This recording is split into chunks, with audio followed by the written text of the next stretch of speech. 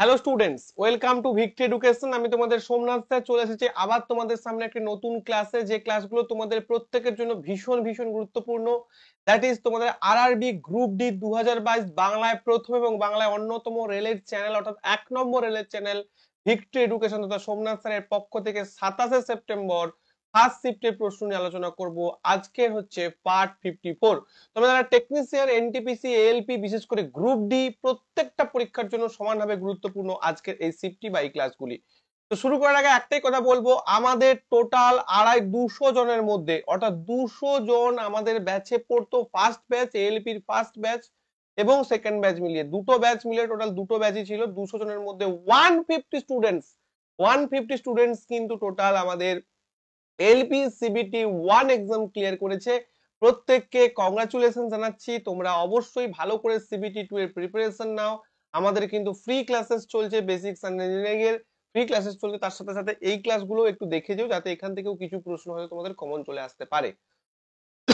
এবং প্রথমেই বলবো, যারা রেলের প্রস্তুতিকে আরো ইজি করতে চাও তারা অবশ্যই ভিক্টরি এডুকেশন যে অ্যাপ রয়েছে প্লে স্টোরে, সেই প্লে স্টোরে এই লোগোটা রয়েছে, অবশ্যই লোগোটা দেখে নেবে, কারণ ভিক্টরি এডুকেশন নামে আরো অন্যান্য অনেক চ্যানেল রয়েছে যেগুলো ফেক।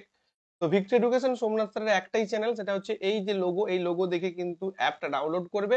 ডাউনলোড করে নিজেদের মতো কিন্তু প্রস্তুতি এগিয়ে নিয়ে যাবে। চলো শুরু করা যাক আজকের প্রশ্ন।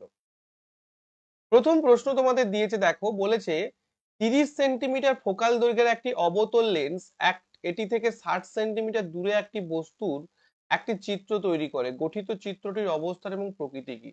দেখো, এই যে প্রশ্নটা রয়েছে না, এই প্রশ্নটা আমার করার দরকারই নেই। আমি না করে উত্তর দিতে পারবো, যদিও আমি তোমাদের করে দেখাবো, বাট স্টিল এটা আমি না করেই কিন্তু উত্তর দিতে পারবো। কিভাবে স্যার? কি জিনিসগুলো দেখো, প্রথম কথা, যখন লেন্স বা দর্পণের অঙ্ক দেবে তোমাদের আমি যে জায়গাটা খেয়াল করতে বারবার বলি, সেটা হচ্ছে অবতল লেন্স নাকি উত্তল লেন্স, অবতল দর্পণ নাকি উত্তল দর্পণ। আমাকে প্রথম কথা দিচ্ছে অবতল লেন্স। আচ্ছা, অবতল লেন্সের যে চিত্র গঠিত হয় বা প্রতিবিম্ব গঠিত হয়, সেটা সবসময় কি হয় না, সেটা সবসময় অবশ্যই যেটা সবসময় হয় সেটা হচ্ছে সেটা ভার্চুয়াল হয়। এটা অবশ্যই ভার্চুয়াল হয়। তাহলে এখানে যে কটা লেখা রয়েছে বাস্তব মানে রিয়েল, সেগুলোকে আমি কেটে দেবো, সবসময় ভার্চুয়াল হবে। তাহলে অবশ্যই কি হবে? ভার্চুয়াল এবং ভার্চুয়াল। আর তোমাদের বারবার বলেছি কি, ভার্চুয়াল প্রতিবিম্ব কি হয় না, ভার্চুয়াল প্রতিবিম্ব সবসময় খাড়া বা রিজু হয় বা সোজা হয়। দেখো, এটাও ভার্চুয়াল খাড়া, এটাও ভার্চুয়াল খাড়া। এবার একটা কথা দেখো, একটা অবতল লেন্সের যে প্রতিবিম্ব সবসময় কোথায় গঠিত হবে? এদিকে তো গঠিত হবে না। প্রতিবিম্বটাও কিন্তু যেদিকে বস্তু থাকবে ওই দিকেই প্রতিবিম্ব গঠিত হবে অবতল লেন্সের ক্ষেত্রে। অর্থাৎ অবতল লেন্সের যে প্রতিবিম্ব গঠিত হবে তার যে সাইনটা, যেহেতু সেটা লেন্সটার বাম দিকে গঠিত হচ্ছে, কারণ তুমি জানো যে লেন্সের বাম দিকে যেটা গঠিত হয় সেগুলো হচ্ছে নেগেটিভ হয়, আর লেন্সের ডান দিকে যারা গঠিত হয় তারা হচ্ছে পজিটিভ হয়, লেন্স বা দর্পণের ক্ষেত্রে। তো যেহেতু বস্তুর প্রতিবিম্বটাও বাম দিকে গঠিত হবে, তাহলে সেটা অবশ্যই মাইনাস হবে, প্লাস কিন্তু হবে না। তাই সব দিক থেকে বিচার করে আমরা বলবো অপশন নাম্বার একটা হচ্ছে সঠিক। কোনো পেন ওঠানোর দরকার নেই, উইথাউট পেন আমরা কিন্তু এই অঙ্কটা করে ফেলতে পারবো। ক্লিয়ার হয়েছে? এবার আমি তোমাদের অঙ্ক করেও দেখাবো যে আমি যেটা তোমাদের করে দেখালাম সেটা সঠিক কিনা। এবার একটা একটা করে অঙ্ক করি।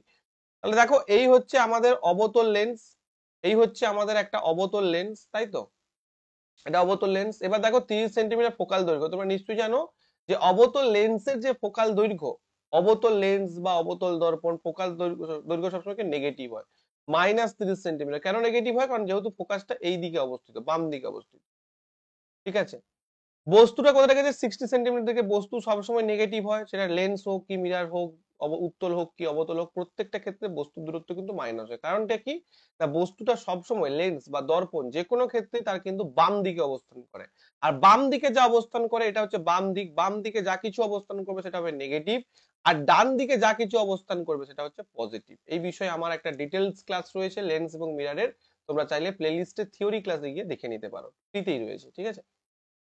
তো ইউটা কি হলো? নেগেটিভ। এবার আমরা ভিটার মান বের করব এবং এর সাইন দেখে বুঝতে পারবো যে এটার প্রকৃতিটা কি। প্রকৃতি মানে কি? ভার্চুয়াল হচ্ছে, খাড়া হচ্ছে, কতটা বড় হচ্ছে না ছোট হচ্ছে, এই টাইপের বিষয়গুলো আমরা দেখতে পাবো। আমরা লেন্সের যে ফর্মুলাটা জানি সেটা কি না, 1/v minus 1/u equal to 1/f। তাহলে 1/v ইকুয়াল টু লিখতে পারি 1/f প্লাস 1/u। এবার 1/f এর মান কত? 1/f এর মান হচ্ছে 1/-30, আর এটার মান কত? -1/60। ওকে, বা +1/-60 যাই বসাতে পারো। তাহলে 60 নিলাম, 30 2 60, আর এটা মাইনাস হচ্ছে 60 একে 60, তাহলে -3। তাহলে ভি ইকুয়াল টু কত হচ্ছে 60 ডিভাইড বাই -3, অর্থাৎ কত হচ্ছে -20।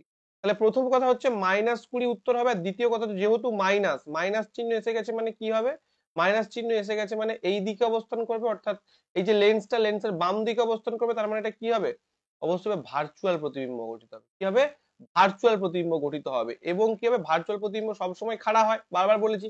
এটা কিসের দ্বারা বুঝতে পারছি, মাইনাস চিহ্নটা দ্বারা। তাহলে দেখো অপশন নাম্বার এটাই কিন্তু সঠিক হচ্ছে। তাহলে আমি দুটো প্রসেস তোমাদের বুঝিয়ে দিলাম। অপশন, কিছু কিছু অঙ্কে অপশন এলিমিনেশন করা যায়, যেটা তোমার পরীক্ষায় অনেকটা সময় বাঁচিয়ে দেবে। তুমি ওই সময় একটা জিআই নিয়ে বেশি ভাবতে পারো, ওই সময় অন্য কোনো ক্রিটিক্যাল প্রশ্ন নিয়ে ভাবতে পারো। তাই সময় বাঁচানোটাও কিন্তু একটা আর্টের মধ্যে পড়ে। শুধুমাত্র পারলে হবে না, সময়ও কিন্তু বাঁচাতে হবে। এবং যাদের ভালো লাগছে ক্লাসটা, তারা অবশ্যই লাইক করবে। তো এটা হচ্ছে কিন্তু একটা অবতল লেন্স, বুঝতে পেরেছো? এটা হচ্ছে কিন্তু একটা অবতল লেন্স। ওকে, চলো পরবর্তী প্রশ্ন। বলেছে জুলের উত্তাপের প্রভাবের কারণে এইচ উৎপন্ন তাপ সরাসরি সমানুপাতিক। এটা কিসের সরাসরি সমানুপাতিক হয়?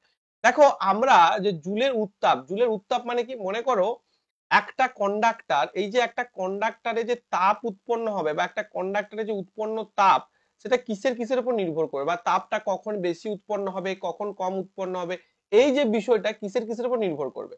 আচ্ছা, আমরা উৎপন্ন তাপ সমান কি জানি, H equal to I square R into t, একই না, আমরা এটা জানি। তাহলে দেখো আমরা এই ফর্মুলা থেকে বলতে পারি H proportional to I square, H proportional to R, H proportional to t. তার মানে কি স্যার, মানে হচ্ছে, দেখো ভালো করে বোঝো,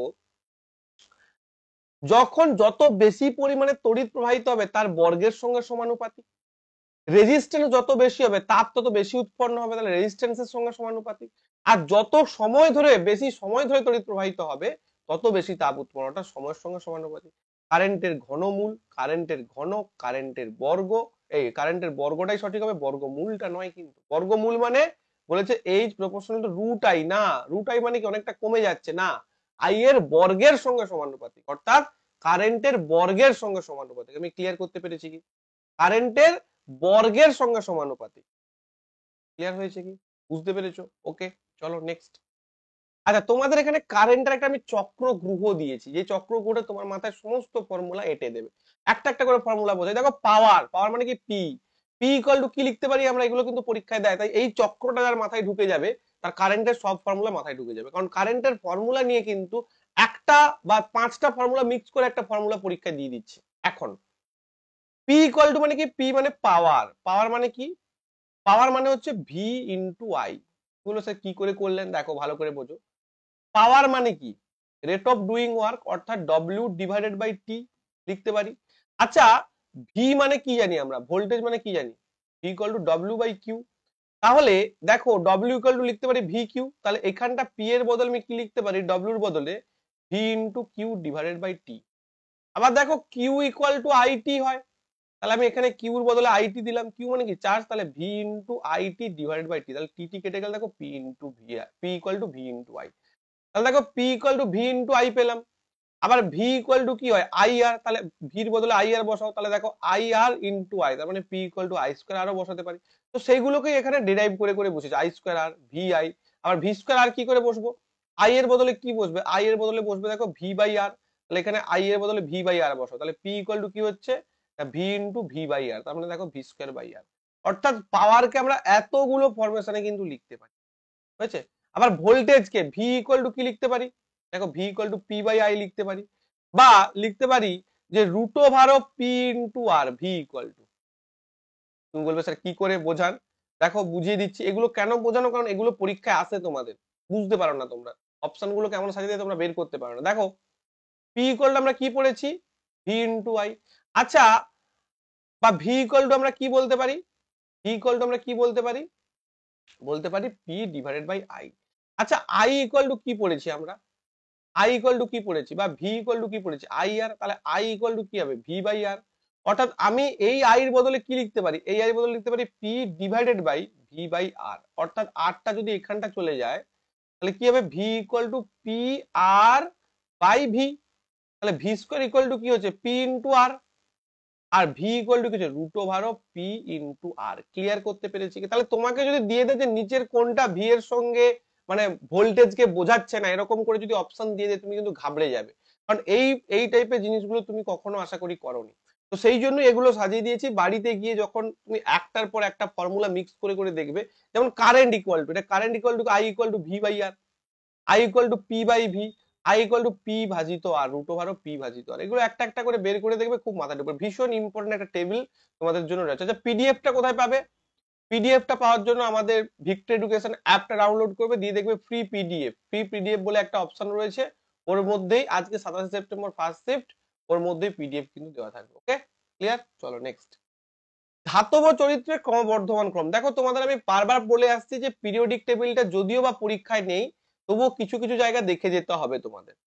যেমন ধাতব চরিত্র, এই ধাতব চরিত্র কি হয়, একটা পর্যায় সারণীর যখন আমরা বাম দিক থেকে ডান দিকে যাই, বাম দিক থেকে ডান দিকে যাই, তখন কি হয় না, ধাতব চরিত্র হ্রাস পায়, ধাতব চরিত্র হ্রাস পায়। অর্থাৎ একটা পর্যায় সারণীর ডান দিকে কারা থাকে, ডান দিকে থাকে কিন্তু হচ্ছে অধাতু থাকে, আর বাম দিকে কে থাকে, বাম দিকে থাকে কিন্তু ধাতুরা থাকে।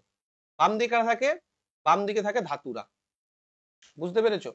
বাম দিকে থাকে ধাতুরা আর ডান দিকে থাকে অধাতুরা। তার জন্য বাম দিক থেকে যত ডান দিকে যাবো তত কি হবে না, ধাতব চরিত্র হ্রাস পাবে।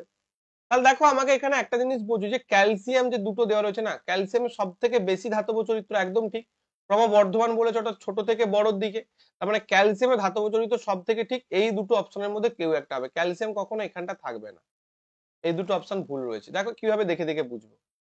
এবার দেখো জি, এই জি আর জি এটা না পরপর রয়েছে, এবং জির যে ধাতব চরিত্র জি এর থেকে কম, তাহলে এটাই একমাত্র সঠিক রয়েছে। তুমি যদি পয়সা সারণী দেখো তাহলে দেখো জিএ, জিএ আগে রয়েছে, তাহলে জিএ আগে রয়েছে মানে কি, জি এর ধাতব চরিত্র বেশি হবে জি এর থেকে, কারণ যত আমি ডান দিকে যাবো তত কি হবে, ধাতব চরিত্র কমবে, তার মানে জির যে ধাতব চরিত্র জি এর তুলনায় কম।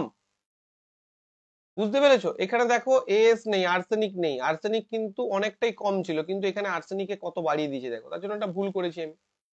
এবার দেখো ক্যালসিয়াম, ক্যালসিয়াম কোথায়, এখানটা ক্যালসিয়াম, স্ট্রনসিয়াম দেখো এখানে রয়েছে, তার মানে কি এটা অনেকটাই বড়, সব থেকে বাম দিকে রয়েছে। বুঝতে পেরেছো? ক্লিয়ার হয়েছে? নেক্সট দেখো, কিছু গাছপালা কাণ্ডে একটি আঠালো পদার্থ তৈরি হয় যা মাড়ির আঠালো তৈরি করতে ব্যবহৃত হয়, এই আঠা গাছের ব্যবহার কি?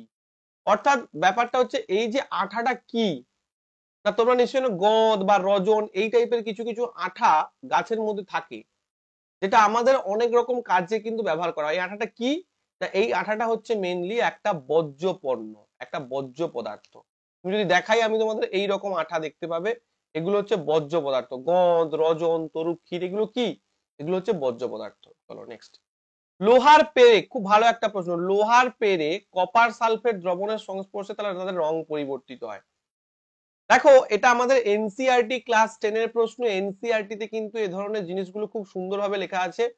একটা কপারের মধ্যে, একটা কপার জলের মধ্যে যদি আমি লোহার পেরেক ডুবিয়ে দিই, লোহার মধ্যে কি হবে, বাদামি বর্ণের একটা আস্তরণ পড়বে, অর্থাৎ তামার আস্তরণ পড়বে, তামার আস্তরণ পড়বে। কেন স্যার? কারণ মনে রাখবে এই যে আয়রন, আয়রন কিন্তু কপারের থেকে বেশি সক্রিয়, আয়রন কিন্তু কপারের থেকে বেশি সক্রিয়। বুঝতে পেরেছো? তাহলে একটা বাদামি বর্ণের কিন্তু আস্তরণ পড়বে, এবং এই যে বিক্রিয়াটা হবে, এই বিক্রিয়ার নাম কি, এই বিক্রিয়ার নাম হচ্ছে প্রতিস্থাপন বিক্রিয়া। কি বলবো? প্রতিস্থাপন বিক্রিয়া। অর্থাৎ একটা পদার্থ আর একটা পদার্থ দ্বারা প্রতিস্থাপিত হবে, দ্যাট ইজ আমাদের এনসিআরটি তে দেওয়া রয়েছে, দেখতে পাচ্ছ তোমরা। এই যে কপার সালফেটের দ্রবণ, অর্থাৎ কপারের একটা দ্রবণ, এই কপার সালফেটের দ্রবণে কি হয়েছে, লোহার পেরেক বা লোহার পিনকে ডুবিয়ে রাখা হয়েছে। কি বিক্রিয়া হবে? বিক্রিয়াগুলো প্রত্যেকটা মনে রাখবে, এগুলো বলে প্রতিস্থাপন বিক্রিয়া। দেখো এই যে কপারটা কিন্তু আয়রন থেকে কম সক্রিয়, এবং কম সক্রিয় বলেই কি হচ্ছে, কপারটা সিউটাকে প্রতিস্থাপিত করে কি উৎপন্ন করছে, ফেরাস সালফেট বা আয়রনের সালফেট উৎপন্ন করছে, এবং কপার উৎপন্ন করছে। তাহলে iron plus copper sulphate, iron plus copper sulphate থেকে কি উৎপন্ন হচ্ছে, আয়রন সালফেট প্লাস কপার। বুঝতে পেরেছো? অর্থাৎ আয়রন অপর মৌল কপারকে কপার সালফেট দ্রবণ থেকে প্রতিস্থাপিত করে বা সরিয়ে দেয়। কেন সরিয়ে দিতে পারছে সেটাও বুঝতে হবে। তাহলে সবাইকে সরিয়ে দিতে পারবে না, কপারের নিচে যারা রয়েছে, মনে করো তুমি যদি গোল্ডের যদি সঙ্গে বিক্রিয়া ঘটাও, গোল্ডের সঙ্গে কপার সালফেটের বিক্রিয়া ঘটাও, তাহলে কিন্তু গোল্ডে কপারের আস্তরণ পড়বে না। বুঝতে পেরেছো? কারণ কি, গোল্ডটা কপারের থেকে কম সক্রিয়, বুঝছে, ওটা বিক্রিয়া হয়ে যাবে, মানে গোলটার স্থায়ী থাকবে না। বুঝতে পেরেছো? ক্লিয়ার হয়েছে?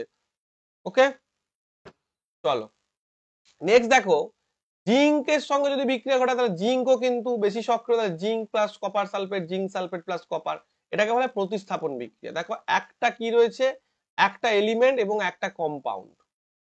লেডের সঙ্গে বিক্রিয়া করে লেড প্লাস কপার ক্লোরাইড, তাহলে লেড ক্লোরাইড প্লাস হচ্ছে কপার, এগুলো প্রত্যেকটা দেখে যাবে।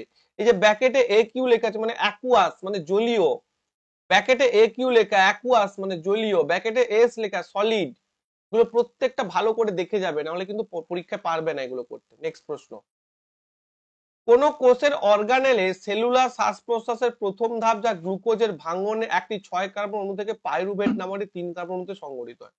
প্রথম কথা, গ্লুকোজের যে ভাঙন হয় তার একটা ছক প্রথম আমরা দেখবো। দেখো এই হচ্ছে গ্লুকোজের ভাঙনের একটা ছক, যেটা আমাদের রেসপিরেশন চ্যাপ্টারে রয়েছে। কোথায় না এনসিইআরটি ক্লাস 10। আমি প্রত্যেকে বারবার বলছি যে যারা গ্রুপ ডি তে পাস করতে চাও, বিগত বছরগুলিতে অনেকেই কিন্তু ভুল করেছো, শুধু লুসেন্ট পড়ে চলে গেছো, কিচ্ছু হবে না ভাই। লুসেন্ট, এনসাইক্লোপিডিয়া এগুলো পড়ে কিচ্ছু একটা প্রশ্ন তুমি পারবে না, টেকনিশিয়ানের প্রশ্ন মিলিয়ে দেখো একটাও পারবে না। এনসিইআরটি পড়তে হবে, নিজে এনসিইআরটি পড়লে কি হবে, পারবে যদি তোমার নলেজ থাকে। আর যদি তুমি এনসিইআরটি সম্পর্কে কিছুই না জানো, নিজে পড়ে কিচ্ছু খুঁজে পাবে না। আমি সেখানে এনসিইআরটি ধরে ধরে বই ধরে ধরে প্রথম থেকেই পড়িয়েছি, যারা একমাত্র পড়েছে তারা কিন্তু জানে ভালো করে। তো সেই জন্যই এখানে দেখো এটাও কিন্তু এনসিইআরটি ডাটা। এই যে গ্লুকোজ, গ্লুকোজকে আমরা কি বলে থাকি, শ্বসন বস্তু, অর্থাৎ গ্লুকোজের থেকে এনার্জি বের হবে। গ্লুকোজ যেখানে তৈরি হচ্ছে সেটা হচ্ছে সালোক সংশ্লেষ, আর গ্লুকোজটাকে ভেঙে যখন এনার্জি বেরোচ্ছে বা এনার্জি পাচ্ছি সেটা হচ্ছে কিন্তু শ্বসন। যেমন এই গ্লুকোজটা হচ্ছে 6 কার্বন যুক্ত মৌল, কোথায় ভাঙবে ভাই, সাইটোপ্লাজমে, ভালো করে বুঝতে পারবে কোথায় ভাঙবে, সাইটোপ্লাজমে ভাঙছে। ক্লিয়ার? সাইটোপ্লাজমে ভেঙে কি উৎপন্ন করছে, পাইরুভেট 3 কার্বন যুক্ত মৌল উৎপন্ন করছে। এরপর এটা ইস্টে কি হচ্ছে, অক্সিজেনের অনুপস্থিতি, অর্থাৎ এটা হচ্ছে অবাধ শোষণ, অর্থাৎ অক্সিজেনের অনুপস্থিতি, বা এটাকে আমি কি বলতে পারি, সন্ধানও বলতে পারি। ইস্টে কি হচ্ছে, অক্সিজেন অনুপস্থিতিতে ইথানল বা 2 কার্বন যুক্ত যৌগ, কার্বন ডাইঅক্সাইড প্লাস শক্তি। এবং অক্সিজেনের অভাবে আরো একটা জায়গায় হয়, আমাদের পেশি কোষে কি হয় না, ল্যাকটিক অ্যাসিড, এটাও 3 কার্বন যুক্ত মৌল প্লাস এনার্জি উৎপন্ন। এখানে কিন্তু জল নেই, এখানে কিন্তু জল উৎপন্ন হচ্ছে না। এবং আমাদের মাইটোকন্ড্রিয়ায় কি হয়, অক্সিজেন উপস্থিতিতে কার্বন ডাইঅক্সাইড জল প্লাস এনার্জি অর্থাৎ এটিপি উৎপন্ন হয়। তাহলে বুঝতে পেরেছো, তাহলে গ্লুকোজ তার সাইটোপ্লাজম, সেটা অবাধ শোষণ হোক কি সবাধ শোষণ হোক, সেটা সাইটোপ্লাজমে ভাঙবে, ভেঙে পাইরুভেট উৎপন্ন করবে। এবার তুমি বলবে স্যার এটা তো আপনি বললেন যে মাইটোকন্ড্রিয়া, এই দুটো কোথায় হবে, এই দুটো কিন্তু সাইটোপ্লাজমেই হবে। অর্থাৎ এইগুলো কিন্তু মাইটোকন্ড্রিয়া হয় না, এটা কিন্তু সাইটোপ্লাজমে হবে, এটাও সাইটোপ্লাজমে হবে। ক্লিয়ার করতে পেরেছি? এটাও সাইটোপ্লাজমে হবে, এটাও সাইটোপ্লাজমে হবে, এটাও সাইটোপ্লাজমে হবে, আর এইটা কেবলমাত্র মাইটোকন্ড্রিয়া হবে। ওকে, এবার এখানে প্রশ্নে কি দিয়েছিল তোমাকে, বলেছে যে কোন কোষ অর্গানেলে সেলুলার শ্বাস প্রশ্বাসের প্রথম ধাপ যা গ্লুকোজের ভাঙন এটি 6 কার্বন থেকে পাইরুভেট উৎপন্ন হয়, উত্তর হবে সাইটোপ্লাজম। বাট অনেকে এখানে তোমরা মাইটোকন্ড্রিয়া উত্তর করবে না বুঝে, কারণ তোমরা জানো যে শ্বসন মাইটোকন্ড্রিয়া হয় না। মাইটোকন্ড্রিয়া কোনটা হবে, মাইটোকন্ড্রিয়া হবে যে অক্সিজেনের উপস্থিতিতে পাইরুভেটটা ভেঙে কি উৎপন্ন করবে, কার্বন ডাইঅক্সাইড জল প্লাস শক্তি। বাট এটা বলেছে প্রথম ধাপ 6 কার্বন যুক্ত গ্লুকোজ ভেঙে পাইরুভেট, কোথায় হবে, সাইটোপ্লাজমে। Be careful for that. Next প্রশ্ন। আচ্ছা এই প্রশ্নটা ইংলিশে রয়েছে, বাংলা ট্রান্সফার করা যায়নি, মানে গেছিল অন্যরকম হয়ে গেছিল, ভালো করে বোঝো, আমি বুঝিয়ে দিই। বলছে after fertilization what will be the future of this parts of a flower. বলছে নিষেকের পরে একটা ফুলের যে পার্টস গুলো ছিল, যে পার্টস গুলো এখানে অপশনে রয়েছে, সেই পার্টস গুলো পরে কি হয়। এই যে ফুলের যে পার্টস গুলো ছিল, সেই পার্টস গুলো পরে কি হবে আফটার ফার্টিলাইজেশন বা নিষেকের পর। কি কি দেখো, স্টেমেন, স্টেমেন্স কোন অংশটা দেখো, এই যে দেখো স্টেমেন, স্টেমেন মানে হচ্ছে মানে মানে কি বলবো যে অংশটা, যেটাকে আমরা বলছি যে পুং, পুং অংশটা, পুরুষ অংশটা, একটা ফুলের যে পুরুষ অংশ, অর্থাৎ যেটাকে আমরা বলছি যে পুংকেশর চক্র, সেই পুংকেশর চক্রটাকে বলা হয় স্টেমেন ইংলিশে। এই ইংলিশ টার্মটা মনে রাখবে, কারণ কি পরীক্ষায় পুংকেশর চক্র দেবে না ভাই, বারবার বলছি, পরীক্ষায় কি দেবে, পরীক্ষায় দিয়ে দেবে যে স্টেমেন, ডাইরেক্ট লিখে দেবে স্টেমেন। তাই আমি এটা পার্টিকুলারলি ইংলিশে রেখেছি, কারণ এর ইংলিশ আর বাংলার মধ্যে বিস্তর ফারাক রয়েছে। স্টাইল, স্টাইল কোনটা দেখো, এই যে এইটা হচ্ছে স্টাইল, স্টাইল মানে কোনটা, যেটাকে আমরা বলছি বাংলায় গর্ভদণ্ড, গর্ভদণ্ড। আর পিস্টিল মানে কি, গর্ভকেশর চক্র বলা হয়, গর্ভকেশর চক্র। একটা হচ্ছে পুংকেশর চক্র স্টেমেন, বাংলায় লিখে দিচ্ছি, বাট ইংলিশ টার্ম গুলো বি কেয়ারফুল, ইংলিশ টার্ম গুলো মনে রাখবে। পুংকেশর চক্র আর এটা হচ্ছে গর্ভকেশর চক্র, ঠিক আছে। স্টাইল, স্টিগমা, স্টিগমা কোনটা দেখো, এই যে গর্ভমুণ্ড, যেটাকে আমরা বলছি গর্ভমুণ্ড, ঠিক আছে। আর পেটাল, পেটাল কোনটা দেখো, এইগুলো এইগুলো হচ্ছে পেটাল, মানে যেটাকে বলছি পাপড়ি, পাপড়ি, পাপড়ি হচ্ছে পেটাল। নেক্সট সেপাল, সেপাল কোনটা? সেপাল মানে এই যে অংশ, বৃতিটা।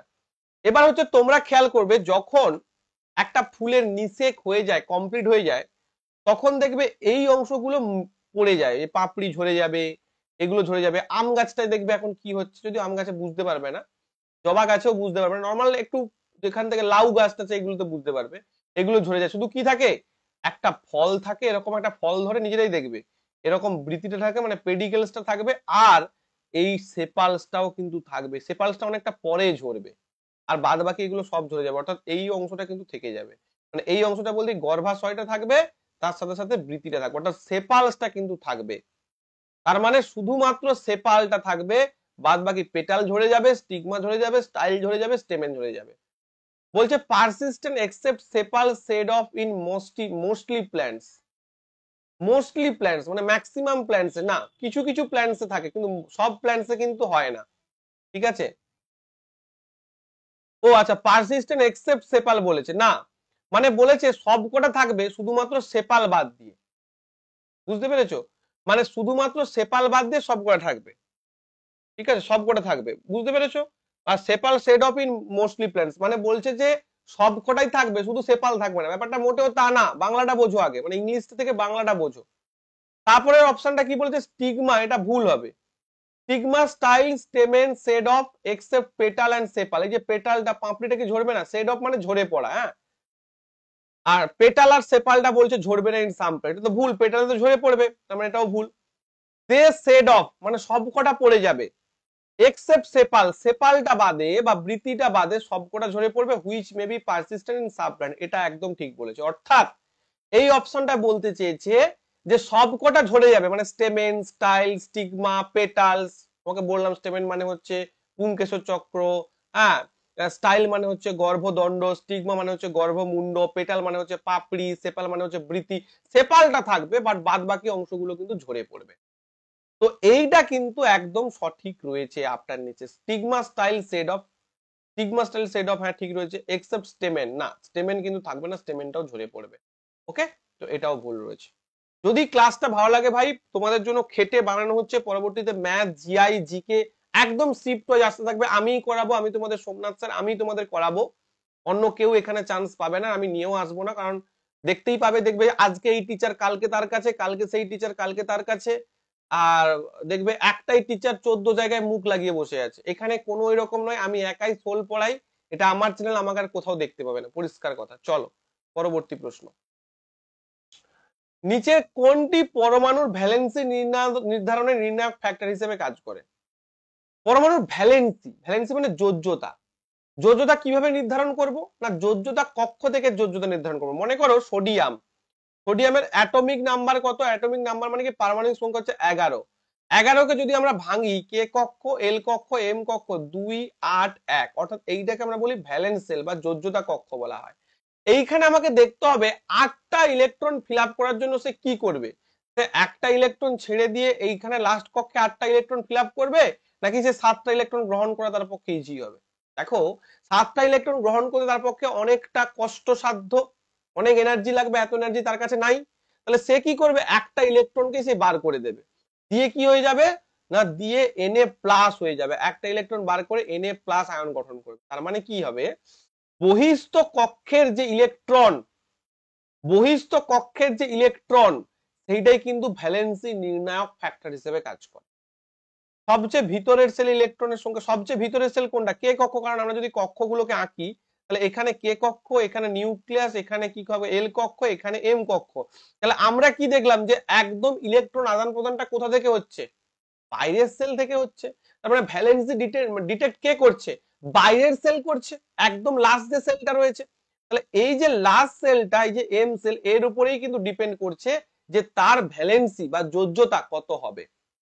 তাহলে সবচেয়ে ভিতরের সেল ইলেকট্রনের সংখ্যা না, সবচেয়ে বাইরের সেল ইলেকট্রন সংখ্যা, yes this is your right, সবচেয়ে বাইরের সেল ইলেকট্রন সংখ্যা উইল বি রাইট অ্যান্সার। ওকে, এগুলো তো হবেই না। চলো পরবর্তী প্রশ্ন। আচ্ছা, একটা ভালো প্রশ্ন দিয়েছে, যদি একটি আয়না থেকে, আয়না দিয়েছে, বারবার বলেছি যখনই আলোর প্রশ্ন দেবে তখন তোমরা নিজেরা যাচাই করে দেখে নেবে যে আয়নার কথা বলেছে নাকি ওটা তোমার লেন্সের কথা বলেছে, কারণ এটার উপরেই ডিপেন্ড করছে সবকিছু। ওকে, তো এখানে কি বলেছে, যদি একটি আয়না থেকে প্রতিফলনের পরে গঠিত একটি চিত্র ভার্চুয়াল এবং অত্যন্ত হ্রাস পায়, বারবার বলতে দেখো ভার্চুয়াল এবং অত্যন্ত হ্রাস পাচ্ছে, তার মানে বুঝতেই পারছো এটা কি আয়না, এটা কি আয়না হবে, অবশ্যই এটা কিন্তু আমাদের হয়ে যাবে উত্তল আয়না। তুমি বলবে কেন স্যার, দেখো ভালো করে বোঝো।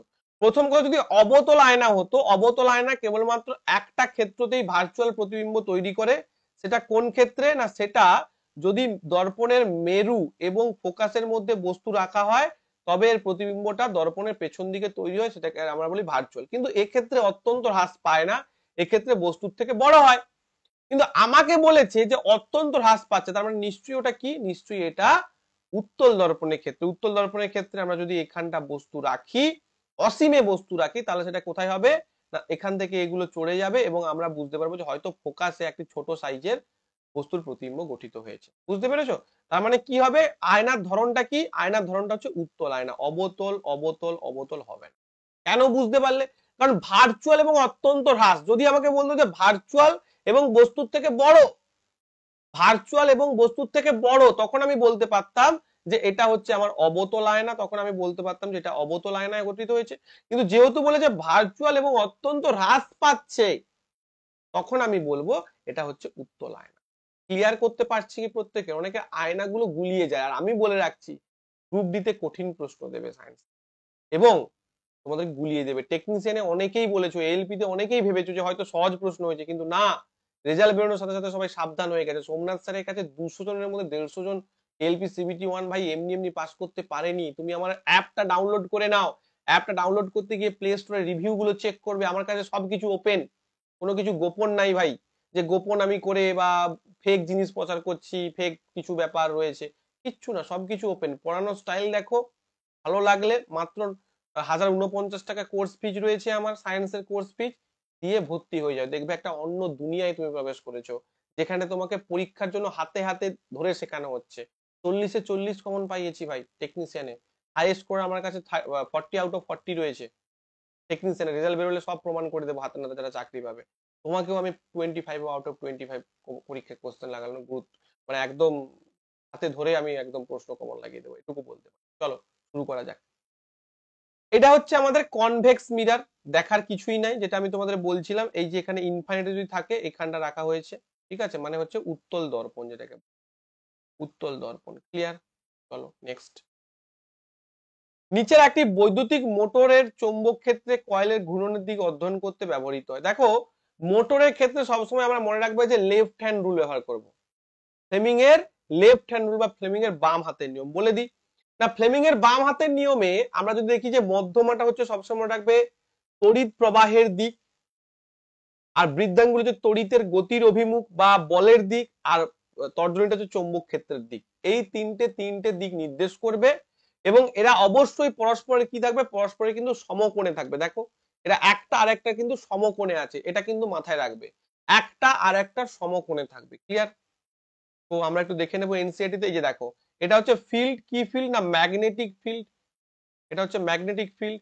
এটা হচ্ছে থাম মোশন বা যেটাকে আমরা বলছি ফোর্সের মোশন, আর এটা হচ্ছে কারেন্টের যে ডিরেকশন সেটাকে নির্দেশ করবে। বুঝতে পেরেছো? তো এইটা হচ্ছে ফ্লেমিং এর বাম হাতের রুল। এবার তুমি বলবে স্যার ডান হাতের বুড়ো আঙুল কি নির্ভর করে? ডান হাতের বুড়ো আঙুল হচ্ছে একটা কারেন্ট পরিবাহী তারের বা একটা কারেন্ট পরিবাহী তারের জন্য চৌম্বক ক্ষেত্রের অভিমুখ কোন দিকে হবে সেইটা নির্দেশ করার জন্য ডান হাতের বুড়ো আঙুলের নিয়ম। মনে করো এই দিকে একটা কারেন্ট প্রবাহ হচ্ছে, মনে করো এই দিক বরাবর একটা যদি পেন নিই আমি, পেনের মুখটা দেখতে পাচ্ছ এই দিকে রয়েছে, এইদিকে পেনের মুখটা রয়েছে, তাহলে আমি যদি এটাকে এরকম ভাবে ধরি, আমার বুড়ো আঙুলটা যদি এই দিকে থাকে, তাহলে এই দিক বরাবর আমার কি হচ্ছে, তড়িৎ প্রবাহ হচ্ছে। তাহলে আমার হাতটা দেখো এই দিকে ঘুরে আছে না, হাতটা এদিকে ঘুরে আছে, এই বুড়ো আঙুলগুলো মানে এই অন্যান্য আঙুলগুলো, তাহলে এই দিক বরাবর কি নির্দেশ করবে, এই দিক বরাবর আমার চৌম্বক ক্ষেত্রটা নির্দেশ করবে। তো এটা হচ্ছে ডান হাতের বৃদ্ধাঙ্গুষ্ঠ নিয়ম। এটা কি কোথায় ব্যবহার করা হয়? এটা হচ্ছে একটা ঋজু পরিবাহিতে তড়িৎ ক্ষেত্রের জন্য যে চৌম্বক ক্ষেত্র সৃষ্টি হয় সেখানে।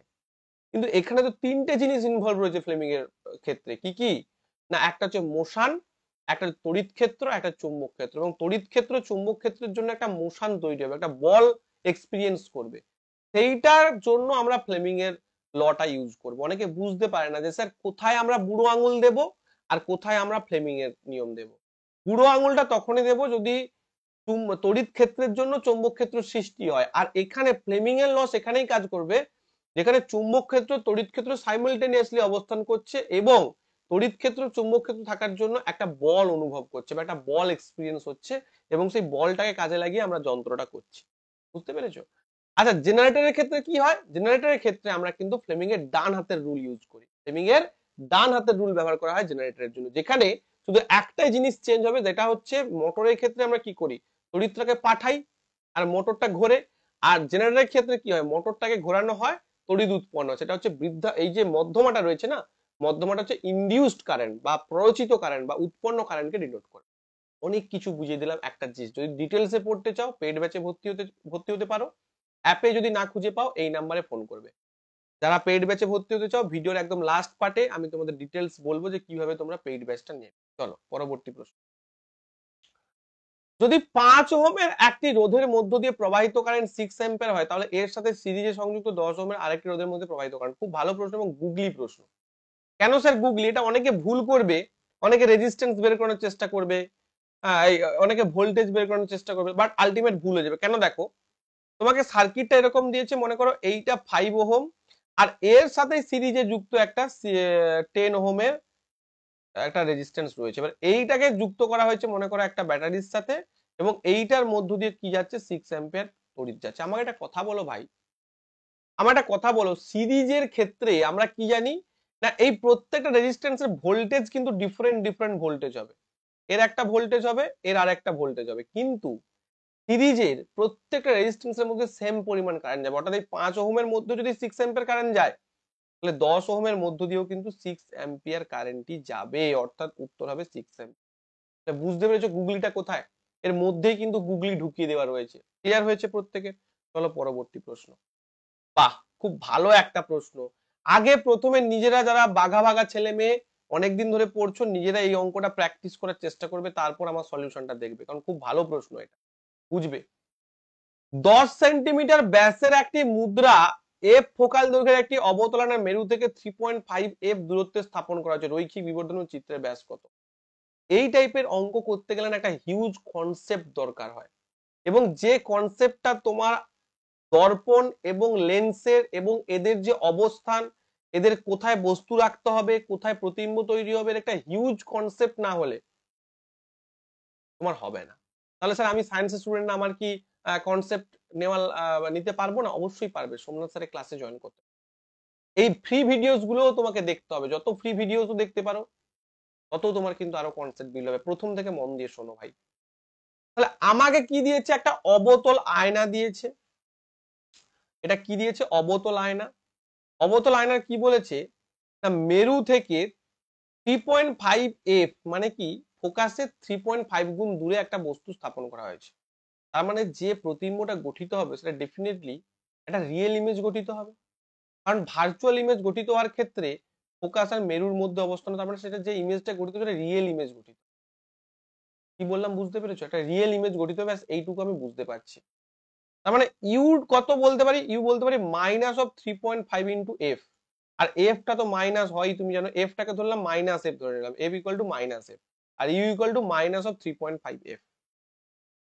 এবার দেখো 10 সেন্টিমিটার ব্যাস বলেছে। ব্যাস মানে কি? Height of object, height. মনে করো এই একটা গোল বস্তু রয়েছে যার এইটা হচ্ছে 10 centimetre diameter, height of object হচ্ছে 10 সেন্টিমিটার। ক্লিয়ার? এইবার আমি কি করব, আমরা ম্যাগনিফিকেশন ইজ ইকুয়াল টু কি জানি, height of image by height of object is equal to minus of V by U, এটা জানি তো। কিন্তু এখানে আমাকে ভি এর ভ্যালুটা বের করতে হবে। কি করে পাবো sir? 1 by V minus 1 by U, যেহেতু এটা এই 1 মাইনাস না plus 1 by U is equal to 1 by F.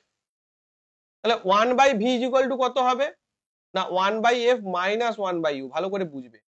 এবার একটা জিনিস ভালো করে বোঝো, যে এই যে আমরা 1 বাই ভি, আচ্ছা এই জায়গাটা না আমি একটু তোমাদের ছোট করে দিচ্ছি যাতে অঙ্কটা পুরো পৃষ্ঠা জুড়ে করতে একটু ছোট।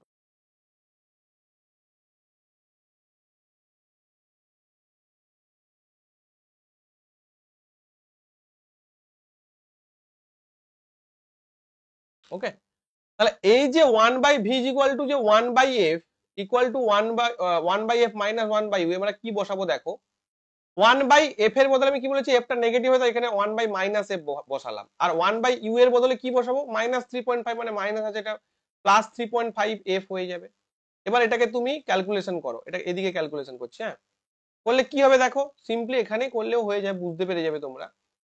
3.5 ইন্টু এফ, তাহলে এটা হয়ে গেল -3.5 প্লাস 1, তার মানে কি হয়ে গেল এটা ইজ ইকুয়াল টু, আমরা বলতে পারি যে -2.5 ডিভাইডেড বাই 3.5 ইন্টু এফ। ওকে, এটা 1/v ইজ ইকুয়াল টু বেরোবে। তাহলে শুধু ভি কত হবে না, শুধু ভি বেরোবে 3.5 এফ ডিভাইডেড বাই -2.5 এফ। তুমি বলবে স্যার ভিটা মাইনাস বেরোলো, ঠিক আছে, অবশ্যই ঠিক আছে, কারণ দেখো আমি বলেছি যেহেতু ভিটা একটা রিয়েল ইমেজ হবে, আর রিয়েল ইমেজ মানে কি, অবশ্যই এই দিকে তৈরি হবে, তাহলে এই দিকে তৈরি হলে ভিটা অবশ্যই ডেফিনেটলি নেগেটিভ হবে, তার মানে আমাদের ক্যালকুলেশন ঠিক আছে। পয়েন্ট আর পয়েন্ট তুলে দাও, 5 7 35, 5 5 25, অর্থাৎ ভি ইকুয়াল টু কত বেরোলো, 7/5, 7/-5 অফ এফ। এটুকু ক্লিয়ার হয়েছে কিনা প্রত্যেকে বলো যে স্যার এটুকু ক্লিয়ার হয়েছে। এইবার আমি এই মানটা ম্যাগনিফিকেশনে বসাবো, এই যে মানটা বেরোলো এটা ম্যাগনিফিকেশনে বসাবো। ম্যাগনিফিকেশন ইজ ইকুয়াল টু কত, height of image by height of object. তাহলে হাইট অফ ইমেজ কত জানি না, বের করতে হবে। হাইট অফ ইমেজ অর্থাৎ চিত্রের ব্যাস বের করতে এবং বিবর্ধন বের করতে হবে। তাহলে height of image by height of object কত, 10 centimetre, is equal to minus of ভিটাও মাইনাস আর ইউটাও মাইনাস, তার মানে এই মাইনাস কেটে গেলে একটা মাইনাস থেকেই যাবে, বুঝতে পেরেছো? কারণ ভিটাও মাইনাস দেখো, ইউটাও মাইনাস, প্রত্যেকটার ভ্যালু চিহ্ন সমেত বসাবে, নাহলে কিন্তু ভুল হয়ে যাবে। তাহলে ভির মান কত বসাচ্ছি, 7/-5f। তাহলে দেখো 7/5f, কেন বলেছি মাইনাস মাইনাস কেটে যাবে, এখানে আর মাইনাস চিহ্ন ব্যবহার করছি না, তুমি ডাইরেক্ট মাইনাস চিহ্ন ইউজ করতেও পারো। আর ইউর ভ্যালু কত না, ইউর ভ্যালু হচ্ছে 3.5f। আচ্ছা আচ্ছা আচ্ছা, এটা 7f ছিল, এক্সট্রিমলি সরি, এফ টা ওপরে হবে, 7f ছিল, তাহলে এখানে এফ হবে। তার মানে দেখো এফ কেটে গেল, আমি যদি এখানটা পয়েন্টটা তুলে এখানে 10 দিই, তাহলে 7 5 35, 5 2 10, আর এখানটা 5 2 10, তার মানে height of image equal to কত হচ্ছে, -4। এবার তোমার মাথায় প্রশ্ন আসবে, স্যার হাইটটা কি করে মাইনাস হয় স্যার? ইয়েস, হাইটটা মাইনাস হবে, কেন না, হাইট মাইনাস মানে এটা বোঝাবে যে প্রতিবিম্বটা কি হয়েছে, উল্টানো প্রতিবিম্ব হয়েছে। আমরা যখন হাইট অফ ইমেজ 4 বের করব না, বা হাইট অফ ইমেজ যখন +4 থাকবে, তখন বুঝবে যে ওটা ভার্চুয়াল ইমেজ গঠিত হয়েছে। কেন, +4 মানে রিজু বা সোজা, মানে প্রধান অক্ষের ওপর এরকম সোজা হয়েছে। আর হাইট অফ ইমেজ যখন -4 বেরোবে, তখন বুঝতে পারবে যে এটা কিন্তু উল্টানো হয়েছে। একটা বিষয় একদম পুঙ্খানুপুঙ্খভাবে ডিটেলস আলোচনা করছি, কারোর যাতে বুঝতে কোনো রকম প্রবলেম না হয় যে প্রথমবারের জন্য ভিডিওটা দেখছো। ওকে, এইবার আমি ম্যাগনিফিকেশন যদিও বের করানোর দরকার নেই, কারণ এখানে 4 সেন্টিমিটার আছে, অপশন এ কারেক্ট হবে, তবুও ম্যাগনিফিকেশনটা বের করে আরেকবার দেখাচ্ছি। তাহলে ম্যাগনিফিকেশন কি হবে, হাইট গুলো বসিয়ে দাও, height of image divided by height of object. আচ্ছা, হাইটের ক্ষেত্রে কোনো সাইন ব্যবহার করার দরকার নাই, ঠিক আছে। হাইট অফ ইমেজ কত, মানে ম্যাগনিফিকেশনের ক্ষেত্রে চাইলে তোমাদের দেখো সাইন ব্যবহার করতে পারো, যখন ম্যাগনিফিকেশনের প্রকৃতি জানতে চাইবে, মানে ম্যাগনিফিকেশন দিয়ে যখন প্রতিবিম্বের প্রকৃতি বের করব, তখন হাইটটা দরকার, মানে সাইন গুলো দরকার। বাট যেহেতু প্রতিবিম্বের প্রকৃতি সম্পর্কে কোনো ডেটা চাইনি, আমাদের সাইন গুলো অতটা ইম্পর্টেন্ট না ম্যাগনিফিকেশনের ক্ষেত্রে। বাট পুরো অঙ্কটার জন্য সাইন ভীষণ ইম্পর্টেন্ট। প্রত্যেকে সাইন গুলো বুঝে বুঝে করবে, যে কোথায় আমি কোন সাইন ব্যবহার করছি, কেন ব্যবহার করছি, পুরোটা বললাম, সেটা বুঝে বুঝে করবে। যারা বুঝতে পারছো না, 3 থেকে 4 বার করে দেখবে অঙ্কটা, ভীষণ গুরুত্বপূর্ণ অঙ্ক। হাইট অফ ইমেজ কত বেরিয়েছে, 4। হাইট অফ অবজেক্ট কত বেরিয়েছে, 10। দেখো এই যে 10 সেন্টিমিটার দিয়েছিল, তাহলে 2 2 4, 2 5 10, তার মানে কত বেরোলো, 2 এর 5। দেখো 2 ক্লিয়ার করতে পেরেছি কি, ভালো লাগলে অবশ্যই কমেন্ট বক্সে একটা জানিয়ে দিও স্যার আপনার ক্লাসটা ভালো লেগেছে, স্যার বুঝতে পেরেছি, ব্যাস এটুকুই দরকার তোমাদের, এবং শেয়ার করে দিও।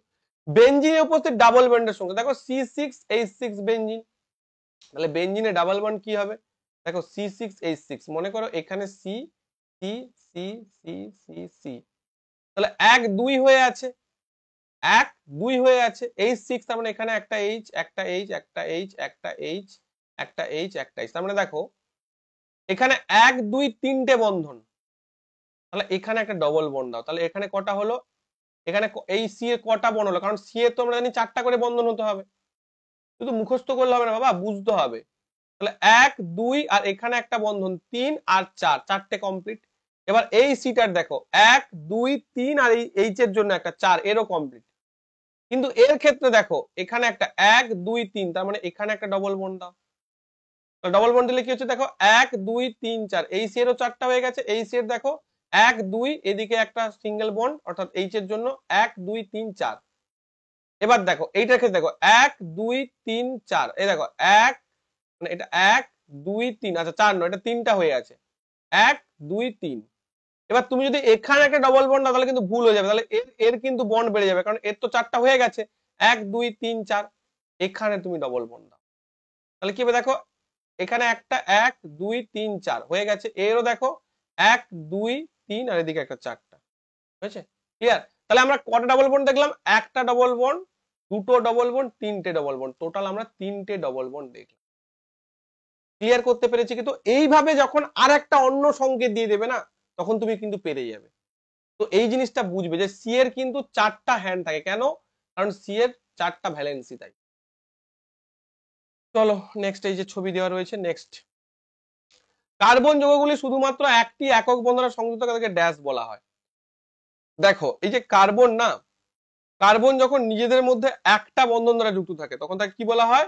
সম্পৃক্ত কার্বন বলা হয়, সম্পৃক্ত বা স্যাচুরেটেড বলা হয়। যেমন কি অ্যালকেন, অ্যালকেন অ্যালকেন হচ্ছে, অ্যালকেনের মধ্যে কি থাকে? কার্বন কার্বন গুলো সিঙ্গেল বন্ড থাকে। আর কার্বন কার্বন যখন ডবল বন্ড থাকে কার মধ্যে থাকে? অ্যালকিনের মধ্যে থাকে। তাকে কি বলা হবে? তাকে বলা হবে অসম্পৃক্ত হাইড্রোকার্বন বলা হবে, বা অসম্পৃক্ত যৌগ বলা হবে, অসম্পৃক্ত। এবং কার্বন কার্বন ট্রিপল বন্ড থাকলে তাকে কি বলা হবে? অ্যালকিন, এবং সেটাও কিন্তু অসম্পৃক্ত, এটাও কিন্তু অসম্পৃক্ত। অর্থাৎ কার্বন কার্বন সিঙ্গেল বন্ডটা শুধুমাত্র সম্পৃক্ত, বাদ বাকি carbon carbon double bond, carbon carbon triple bond, এরা হচ্ছে কিন্তু অসম্পৃক্ত। তাহলে এখানে কি হবে? স্যাচুরেটেড যৌগ বা সম্পৃক্ত। চলো পরবর্তী। সোডিয়াম ক্লোরাইডের জলীয় দ্রবণ কি বলে? সোডিয়াম ক্লোরাইড কি? নুন বা লবণ। এই জলীয় দ্রবণকে ব্রাইন বলা হয়। কোথায় পাবো স্যার? নাম তো শুনিনি। শুনবে না, এনসিইআরটি পড়তে হবে তার জন্য, তবেই না তুমি শুনতে পাবে। তাহলে এনসিইআরটি ক্লাস 10 এর বইটা বাবা খুঁটিয়ে খুঁটিয়ে পড়তে হবে, তবেই তুমি এগুলো বুঝতে পারবে। পরবর্তী প্রশ্ন, একটি দ্বৈত স্থানচ্যুতি মানে কি? দ্বি প্রতিস্থাপন বিক্রিয়া। আমি তুমি তুমি বলে স্যার আপনার তো আমরা এনসিইআরটি তে পড়েছি দ্বি প্রতিস্থাপন, তাহলে আপনি দ্বৈত স্থানচ্যুতি কথাটা কেন দিয়েছেন? তাহলে এটা কি ভুল? ভুল নয় বাবা। আমি এইবারে যখন তোমাদের টেকনিশিয়ান এবং এএলপির পরীক্ষার প্রশ্ন খুঁটিয়ে দেখলাম, তখন দেখলাম যে অনেক জায়গায় ডাবল ডিসপ্লেসমেন্টার যে বাংলা মিনিংটাকে দ্বৈত স্থানচ্যুতি করেছে। তার জন্য যাতে তোমরা বুঝতে পারো, যাতে ইংলিশটা ক্লিক করে দেখে টাইম ওয়েস্ট না হয়, তার জন্য আমিও এই টার্মটা তোমাদের ইউজ করছি। ঠিক আছে? দেখো ক্যালসিয়াম অক্সাইড প্লাস, আচ্ছা এইগুলো না কিছু একটা ভুলভাল সাইন। আচ্ছা ক্যালসিয়াম অক্সাইড থেকে কি উৎপন্ন হচ্ছে? H2O plus COH whole 2 plus heat. হবে না, হবে না। এটাও দেখো ও আচ্ছা, এটা এইখানে তীর চিহ্ন গুলো ছিল, ঠিক আছে। এগুলো সবগুলো কি হচ্ছে বলতো? ডিকম্পোজিশন রিঅ্যাকশন হচ্ছে। একমাত্র এইটা দেখো Na2CO4, Na2CO4 প্লাস BaCl2, এই দুটো কি? এই দুটো কম্পাউন্ড। সবসময় মনে রাখবে দ্বৈত স্থানচ্যুতির জন্য বা ডাবল ডিসপ্লেসমেন্টের জন্য দুটো কম্পাউন্ডের মধ্যে আয়ন এক্সচেঞ্জ হবে, এবং এখান থেকে কি উৎপন্ন হচ্ছে? BaSO4 plus NaCl, barium sulphate plus sodium chloride. এবং এই বেরিয়াম সালফেটে কি হবে জানো তো? এটা ভুল রয়েছে গো, অনেক কিছু ভুল অপশন গুলো হয়ে গেছে। NaCl টা অ্যাকুয়াস হবে এবং এটা সলিড হবে, কেন? এটা প্রেসিপিটেশন করবে। এবং এই যে দ্বি প্রতিস্থাপন বিক্রিয়া না, এই দ্বি প্রতিস্থাপন বিক্রিয়া কি হয় জানো তো? প্রেসিপিটেশন পড়ে, অর্থাৎ যেটাকে আমরা বলি যে প্রেসিপিটেশন পড়ে, ঠিক আছে, বা অধক্ষেপ পড়ে। এই অধক্ষেপণ বিক্রিয়াও বলা হয় দ্বি প্রতিস্থাপন বিক্রিয়াকে, যেহেতু এটা অধক্ষেপ পড়ে, অধক্ষেপটা কি হবে? সলিড হবে। এই যে নিচের দিকে পড়বে বেরিয়াম সালফেটে সাদা অধক্ষেপ পড়বে, এটাও বলে দিচ্ছি, সাদা অধক্ষেপ। অধক্ষেপের বিভিন্ন রকম কালার হয়, সাদা, হলুদ, ঠিক আছে। চলো নেক্সট, বৈদ্যুতিক সার্কিটের রোধ পরিবর্তনের জন্য ব্যবহৃত একটি ডিভাইস। এটা তোমাদের আমি বহুবার বলেছি যে রিওস্ট্যাট, যেটা হচ্ছে বৈদ্যুতিক সার্কিটের রোধ বা পরিবর্তনশীল রোধ, যেটা সিম্বলটা মনে রেখে দাও, এরকম একটা সিম্বল ব্যবহার করা হয়, এরকম একটা সিম্বল বা এরকম একটা সিম্বল। ভীষণ ইম্পর্টেন্ট, কারণ পরবর্তী তোমাদের পরীক্ষা দিয়ে দিতে পারে যে রিওস্ট্যাটের যে সিম্বল বা সার্কিটে যে সিম্বলটা দেখে আমরা বুঝতে পারবো যে এটা একটা রিওস্ট্যাট, সেই সিম্বলটা কি? This is the symbol. আচ্ছা ভোল্ট মিটার কি করা হয়? গ্যালভেনোমিটার কি করা হয়? অ্যামমিটার কি করা হয়? এটা তোমরা আমাকে কমেন্ট করে জানাও তো দেখি। এই তিনটে আমাকে কমেন্ট করে জানাও, একদম ইজি, তবু আমাকে কমেন্ট করে জানাবে। দেখো পরবর্তী বলছে, নিচের কোন উপাদান অক্সাইড H2CO এবং সি দ্বারা কমানো যায় না, অর্থাৎ রিডিউসড করা যাবে না? কাকে রিডিউস করা যাবে না? ক্যালসিয়াম। কারণ ক্যালসিয়াম কিন্তু অনেকটা সক্রিয়, তাকে রিডিউস করা এত সহজ কাজ নয়। Calcium will be right answer. দেখতে পাচ্ছ ক্যালসিয়ামটা দেখো কত উপরে রয়েছে। ওকে, নেক্সট। নিচের কোনটি নিশ্চিত করে যে শ্বাস প্রশ্বাসের সময় বায়ু পথটি ভেঙে পড়ে না? ভেঙে পড়ে না মানে চুপসে যায় না। চুপসে যায় না তার কারণ কি? কারণ দেখবে আমাদের যে ট্রাকিয়া সেরকম এরকম কিছু হার্ড রিং দ্বারা গঠিত, যার জন্য কিন্তু সেটা হয় না। দ্যাট ইজ তরুণাস্থি রিং বলা হয় সেগুলো। এই যে এই দেখো, এই ট্রাকিয়া কিছু রিং থাকে যেগুলোকে তরুণাস্থি রিং বলে, যার জন্য কি হয় না, চুপসে যায় না আমাদের বায়ু নলটা। পরবর্তী প্রশ্ন, ক্ল্যামাইডোমোনাস। ক্ল্যামাইডোমোনাস অ্যামিবার মতো একটা এককোষী জীব, মতো অনেক এককোষী শৈবাল, মানে এককোষী শৈবাল পানিতে বাস করে। কিভাবে তারা শ্বাস প্রশ্বাসে অক্সিজেন গ্রহণ করে? একদম এনসেট দিলে হচ্ছে যে ব্যাপন প্রক্রিয়া। অ্যামিবার মতো ব্যাপনের মাধ্যমে দ্রবীভূত অক্সিজেন শোষণ করে। ব্যাপন মানে কি? ব্যাপন মানে দেখো, যেখানে অক্সিজেনের ঘনত্বটা কম সেখানে বেশি ঘনত্ব থেকে অক্সিজেনটা সেই দিকে যাতায়াত করবে। অর্থাৎ মনে করো ওই ক্ল্যামাইডোমোনাসের ভেতরে, এই যে ক্ল্যামাইডোমোনাসের চিত্রটা দেওয়া রয়েছে, ক্ল্যামাইডোমোনাসের ভেতরে মনে করো অক্সিজেনের ঘনত্ব কম রয়েছে, তাহলে কি হবে, বাহ্যিক পরিবেশে যদি অক্সিজেনের ঘনত্ব বেশি থাকে, সেই অক্সিজেনটা অটোমেটিক ওর মধ্যে ঢুকে যাবে। বুঝতে পেরেছো? এটাকে বলে ব্যাপন। ব্যাপন মানে কি, যেখানে কম থাকবে ঘনত্বটা, অধিক ঘনত্ব থেকে কম ঘনত্বের দিকে যাতায়াত হবে, মানে অণুগুলো যাবে, এটা হচ্ছে ব্যাপন। তো এইভাবে কিন্তু কি হয়, তার দ্রবীভূত অক্সিজেন শোষণ করে। ক্লিয়ার করতে পেরেছি কি আমি? পরবর্তী প্রশ্ন। যারা ভালো লাগছে, যাদের ভালো লাগছে অবশ্যই ক্লাসগুলোকে তোমরা শেয়ার করবে, ক্লাসটিকে লাইক করবে, চ্যানেলটিকে সাবস্ক্রাইব করবে, কারণ বাংলায় রেলের জন্য একটাই চ্যানেল রয়েছে। আর তুমি যাদেরকে মনে করো যে তোরা পাস করুক, বা তোমার যারা শুভাকাঙ্ক্ষী, তাদেরকে অবশ্যই শেয়ার করবে, কারণ এই ক্লাসগুলো দেখার পর আমার মনে হয় না কোনো ছেলে সায়েন্সে কম নাম্বার পেতে পারে। ঠিক আছে, চলো। একটি বৈদ্যুতিক মোটরে কারেন্ট প্রবাহের দিকটি ব্যবহার করে বিপরীত করা, অর্থাৎ কারেন্ট প্রবাহের দিকটি কি ব্যবহার করে বিপরীত করা? দেখবে মোটরের এইখানটা একটা অংশ থাকে এইরকম, যেটাকে কমিউটেটর বলা হয়, বা যার আর একটা নাম হচ্ছে বিভক্ত রিং, বা যেটাকে স্পিল্ট রিং বলা হয়। স্পিল্ট রিং, এই স্পিল্ট রিং ব্যবহার করে করা হয়, যেটা হচ্ছে এই অংশটা, যে কমিউটেটর বলা হয় অনেক।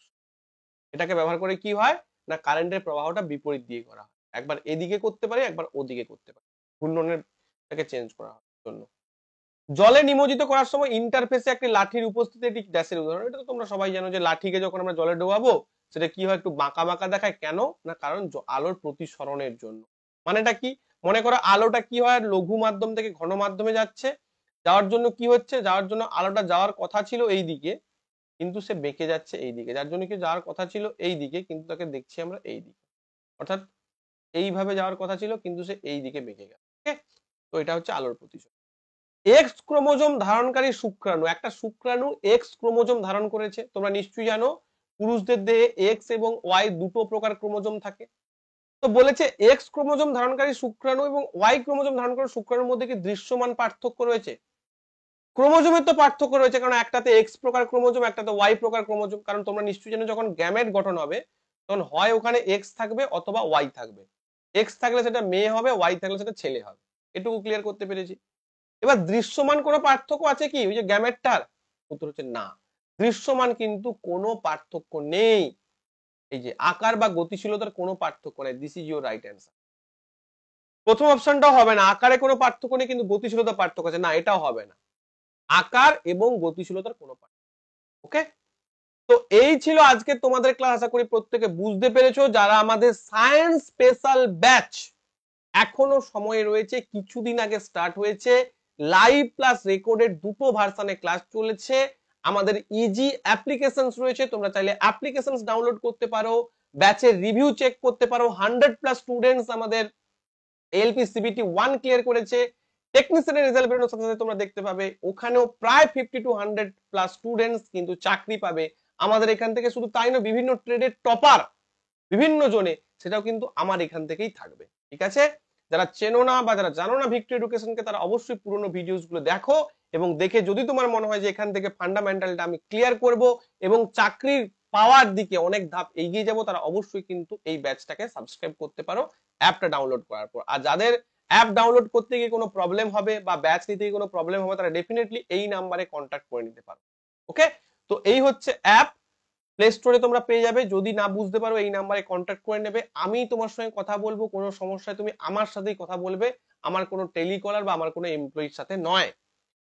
এখনো পর্যন্ত 177টা রিভিউ রয়েছে, প্রত্যেকটাই 5 স্টার রিভিউ। 500+ ডাউনলোডস রয়েছে, মানে প্রায় 900 ডাউনলোড পেরিয়ে গেছে, আর কিছুটা হলে 1K হয়ে যাবে। এটা হচ্ছে অ্যাপের ইন্টারফেস, একদম ইজি অ্যাপ, ঠিক আছে? তোমরা ইনস্টল করে নেবে, ইনস্টল করার পর তোমরা রেজিস্টার করবে, রেজিস্টার করার পর কি করবে, এখানে ডিটেলস, যেগুলো ডিটেলস চাইবে সেই ডিটেলস গুলো তোমরা দিয়ে দেবে, দিয়ে কি করবে, রেজিস্টার করবে। এবং রেজিস্টার করার পর তোমরা দেখো ফার্স্ট যে ব্যাচটা দেখাচ্ছে না, রেলওয়ে সায়েন্স স্পেশাল ব্যাচ 1049, এইটা তোমরা পে করবে। বাই নাওতে ক্লিক করলে এটা পে করবে। পে করার দুটো অপশন রয়েছে, একটা পে অনলাইন, একটা স্ক্যান কিউআর। যদি তোমার পেমেন্ট অপশন না থাকে তুমি স্ক্যান কিউআর এ ক্লিক করবে। ক্লিক করলে কি হবে, যার কাছে নিয়ে যাবে সেটা স্ক্যান করে টাকাটা পে করলেই তোমার ব্যাচ অ্যাক্টিভেট হয়ে যাবে। দিয়ে তারপর তুমি কন্টেন্টের মধ্যে যে বিষয়গুলো রয়েছে সেগুলো তুমি কিন্তু ভিউ করতে পারবে। টেস্টও কিন্তু अवेलेबल রয়েছে, যেটা আমি একটু আগেই বললাম যে 150 প্লাস স্টুডেন্টস আমার এখান থেকে কিন্তু সিবিটি 1 ক্লিয়ার করেছে। প্রচুর টেকনিশিয়ান এক্সামের পর কত ছেলে মেয়ে কত স্কোর পেয়েছে সেগুলোও কিন্তু আমার এখানে দেওয়া রয়েছে, দেখতে পাবে তোমরা। তো অবশ্যই বলবো যে ব্যাচটাকে নিয়ে নাও, ব্যাচটাকে নিয়ে আনন্দের সঙ্গে পড়াশোনা করতে থাকো। এখানে কিন্তু লাইভ ক্লাস প্রত্যেকদিন হবে, প্লাস রেকর্ডেড ভার্সনেও ক্লাস থাকবে। যদি তুমি ব্যাচটা নিতে গিয়ে কোনো প্রবলেম হয় বা না বুঝতে পারো, তাহলে অবশ্যই কিন্তু এই নাম্বারে কন্ট্যাক্ট করে নিও, তোমাকে এখান থেকে সমস্ত রকম গাইড করে দেবো আমি নিজে, ঠিক আছে? ওকে, তো এই ছিল আজকে ক্লাস। প্রত্যেকে ভালো থেকো। যারা ফ্রিতে ক্লাস করতে চাও তারা অবশ্যই চ্যানেলটিকে সাবস্ক্রাইব করে নাও, এখানে কিন্তু ক্লাস চলতে থাকবে। বাংলায় যদি তোমরা সায়েন্স থেকে প্রত্যেকটা সাবজেক্ট শুধুমাত্র রেলের জন্য পড়তে চাও, তাহলে অবশ্যই চ্যানেলটিকে সাবস্ক্রাইব করো। মনে রাখবে, রেল কাউকে খালি হাতে ফেরায় না। যদি তোমার টেকনিশিয়ান না হয়, তোমার গ্রুপ ডি হবে, গ্রুপ ডি না হলে এলপি হবে। একটা না একটা পরীক্ষা তুমি ক্লিয়ার করবেই, বিগত বহুদিনের এক্সপিরিয়েন্স থেকে আমি বলছি। প্রত্যেকে ভালো থেকো, সাবধানে থেকো, পড়াশোনা করতে থাকো, সামনেই তোমাদের এক্সাম রয়েছে। কেউ ভেঙে পড়ো না। আজকে তুমি একটা পরীক্ষা পাস করতে পারোনি, কিন্তু আগামী দিনে তুমি একটা না একটা চাকরি পাবে। থ্যাংক ইউ প্রত্যেক।